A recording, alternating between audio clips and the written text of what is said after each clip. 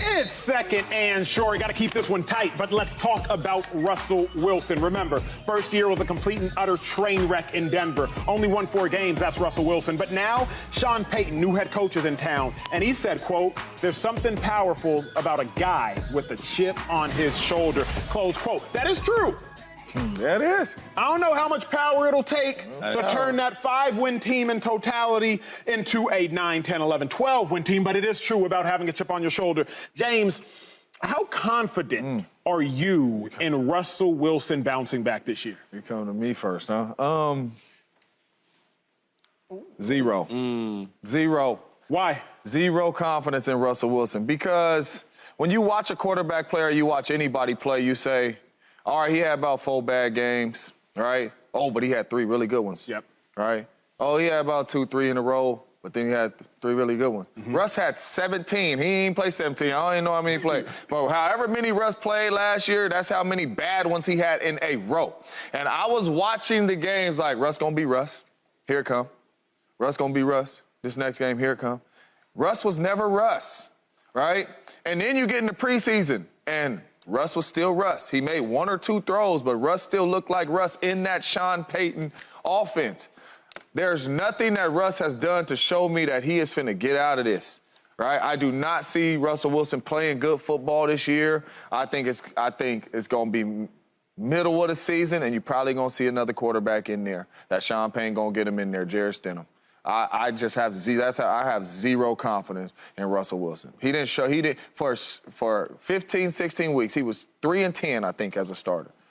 Very, very bad. 31st in the National Football League, right? And that's just wins loss. That's not even talking about with your own 2 eyeballs watching him play. I don't see us getting the old Russell Wilson we used to seeing. I mean, I think he'll look better than last year, but what's that? Last year. I'm trying to go with you, Joy. What's that? Here's where I'm conflicted. I hear you. It was a whole year of bad play. Bad. Generally, someone may finish the season bad, or they have a stretch, and you're like, okay, that was bad, but maybe they need to work on something, and they can, bounce back. They're with a better coach now. They've gotten some better weapons, and they can course correct. I want to believe that Russ is going to get back to being Russ. I want to believe that Sean Payton can get him there. My hesitation with it is that we did see an extended period of bad play. I haven't really seen anything in the preseason that makes me feel like it's changed. No. But the other part of it is, I don't know how talented this roster is. I think we thought they were just a quarterback away, obviously, when they traded for Russell Wilson. We found out that wasn't true.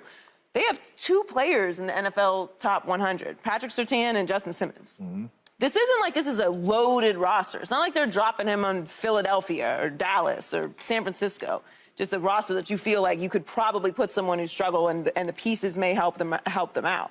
So it's not just Russ I'm concerned about. Like, how's the rest of this team going to look? The defense was decent last year. Yep. Are they going to be able to hold him up if Russ is struggling again? I don't know. I have some, I have some confidence. I have some confidence that the culture will be different because of Sean Payton and the attitude that he's bringing in. But this is one of the situations that I have to wait and see. I'm on my lonely. You on your I'm on my lonely. I'm rocking with you, Russ. He can do it. The thing is this. When they decided to bring a new coach in, right, when they got rid of Nathaniel Hackett, how can we make the Denver Broncos a better team? It wasn't the defense. They had a top 10 defense last year, right? Boom. Good. That's one part of it. It's the offense. You go out there, you get Sean Payton. And Sean Payton's 15 years in the NFL, his offense averaged to like 1. Think about it. If you, all the years, you average all that. With Drew Brees. With Drew, right? But I've watched games. I've actually played against him when he had guys like Taysom Hill at quarterback. Ain't no way they're going to beat us. Ain't no way. And he finds a way to beat us. Yeah. He dices it up. So my thing is, it's either Russ is trash, and can't get it done, and they won't win, or I still think he's a solid quarterback. He might not be the old Russ. He might like my cooking, all these great steaks and entrees. He might be cooking some noodles. What type of noodles? And you put the noodles with the chips, that might be really good. Anyway, but all I'm saying is that if we get Russ to just be solid, don't lose games, make some plays when we need them, and follow Sean Payton's So what's game plan. what's plays though, Shady? Because he averaged 15 points last year. All he needed to do was average 18, and they probably got 4-5 more wins. See, this is the thing with Russ though, right? Because he did play bad last year. He played really, really bad. He wasn't seeing the stuff. But this another thing is when I watched the whole offense, they didn't play well together though. Correct. Yeah. Off sides now. Correct. I've learned this from Tom Brady, Andy Reid. Like, being a great player in a great offense is one thing, but to help a great offense is situational football. Right. Helping each other out. Now, when he's 1st and 15, 2nd and 20, there's no plays in the playbook Wouldn't for you that. say usually That Russ matters. Usually But Russ it's because of him, though. Usually They'll Russ, get in the, hold up. Bruh, I'm sorry. the defense held people to 18 points. The first thing that Sean Payton talked about when he called out Nathaniel Hackett and that coaching staff, he was saying, man, it was terrible, right? One of the worst jobs in NFL history. They couldn't even get the plays in there. If you recall, a lot of times, Russ is getting to the line of scrimmage with 4 seconds left. So it sounds like you have more faith in Sean Payton. Well, it's saying Russ by himself. Correct. Right? He got help. And not only he got some help, Joe, he had one of the best offensive minds I've ever I love Sean Payton. Sean Payton is the reason why I think that this could work. So now if I take some off you. If Russ is decent with Sean Payton, then yeah, I could see it. But I still, where does that leave them? Like, to me, the expectations for the Broncos, that's what has to be managed for me. What, playoffs? If they double their wins, they still might miss the playoffs.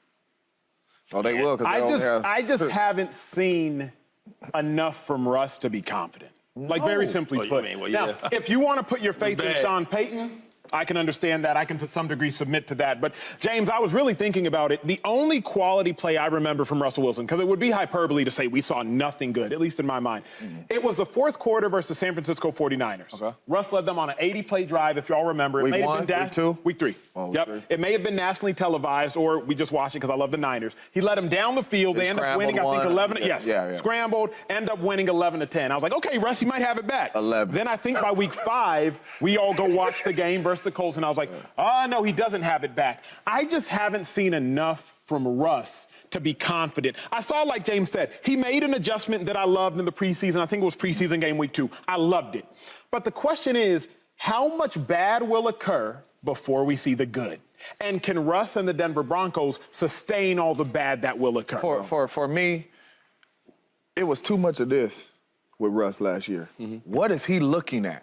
Where is he throwing the ball? We all can sit here watching Russ play like, what is he looking at, right? You see people open. I remember the Chargers game in particular where Cortland Sutton is like this because he wide open, and it's like, Russ, you a veteran in this league. We in League 10, and your receivers is like this. Like, what are you looking at? It was too many times that we scratched our head like, why is he making that throw? You know, why is he throwing the ball away? Why? Like, he just coaching. Like, I don't see that coming back. We got to go to break. The question I have is, if Russ struggled to inherit the offense with Hackett, I wonder if he'll struggle to inherit the offense with Breeze, because when you learn about different offenses, it's just like learning another language. You learn how to say hi in English, you learn how to say hi in Spanish, you learn how to say hi in French. So when I had to learn a different playbook, it's just taking this language to that language. There are no new plays under the sun. So I just wonder, like, will Russ struggle to inherit? With certain coaches, I would say this, and guess for your example, is teachers. Yes. Just better teachers than others. Yes, very true. Dang, I hated algebra. But this teacher, man, a lot easier than this teacher. You had to solve for X, boy. And Mrs. Greenberg, I didn't forget you. You made algebra very, very hard. Well, Miss Angela. Come on. Oh, my God. I remember. That's a nice shout out to Miss Greenberg. Sean Payton going to have to make it really, really simple for Russell Wilson. That's what he does. He going to have to make it really, really simple. And we going to Subscribe here to get the latest from Speak, and go watch a few segments from our other shows on FS1.